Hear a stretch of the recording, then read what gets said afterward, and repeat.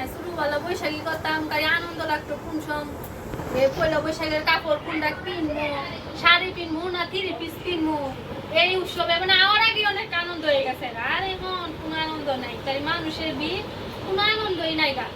এবার তো বৈশাখে অনেক অনুষ্ঠান হইতেছে অনেক অনেক জায়গায়। জায়গায় অনুষ্ঠান হইতেছে, নতুন রাস্তায় গেছিলাম, ভালোই ঘুরলাম, অনেক মানুষ, মেলা মানুষ হয়েছে। আর প্রচুর গরম তো, শরবত এই খাইলাম বেশি, শরবত খাইলাম, ফুচকা খাইলাম, তারপরে চিকেন খাইলাম, বেলপুরি খাইলাম, অনেক কিছুই খাইলাম। ডান টান সিদ্ধ দিব দেশের মানুষ, আল্লাহ দেশে ভালো। তাও কিনছিলাম, পয়লা বৈশাখের শাড়িটা পরছিলাম, এবার আর কিছু কিনি নাই, গেছে বছরের শাড়ি পরছি, এবার আর কিছু কিনি নাই। সামনে তো নাও পড়তে পারি, লিগা পয়লা লাইলাম। আনন্দ পোলা পাই না, আনন্দ মজাই হইলো, ভালোই হইলো। তবে অনেকটা রাত হয়ে গেছে, লেগে আয় করছি বাসায়, অনেক রাত হয়ে গেছে, লেগে বাসায় আয় করলাম।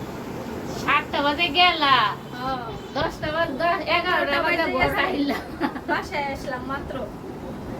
এখন আর কত ঘুরবা? আর পেট তো অনেক বড়, রাত্রে আর খাওয়া চলবো না।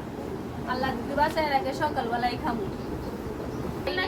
পান্তা ইলিশ খাইলাম না গো, ইলিশ মাছ খাইছি তোমার গরম ভাত দিয়া, গরম বাদ গরম ভাত দিয়া খাইলাম, ভাত দিয়া। পান্তা ইলিশ খাইলাম না। যাক, আল্লাহ যা খাওয়াইছে ভালোই খাওয়াইছে। সামনে বছর নাও খাইতে পারি, ভালোই খাওয়াইছে আল্লাহ।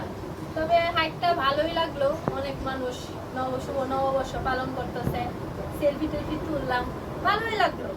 ছোটবেলার মতো আর আনন্দ লাগে না। ছোটবেলা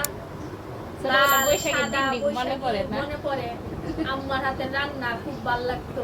এখন তার আম্মা নাই, নিজেরাই পাক করে খাইতে হয়, খুব ভাল লাগে। দুধের ভাত, মরিচ ভর্তা, এগুলা। আগের মতো আনন্দ নাই, বড় কথা হইছে আগের মতো কোনো আনন্দই নেই, বুঝছো? আগের মতো কোনো। কমেন্টে জানেন কার কেমন লাগছে। তবে আমার কাছে ভালোই লাগছে, তবে ছোটবেলা বেশি আনন্দ লাগতো, এখন বেশি আনন্দ লাগে না, তবে ভালোই লাগছে, ভালোই লাগছে। আপনারা কেমন ঘুরলেন জানেন কমেন্টে।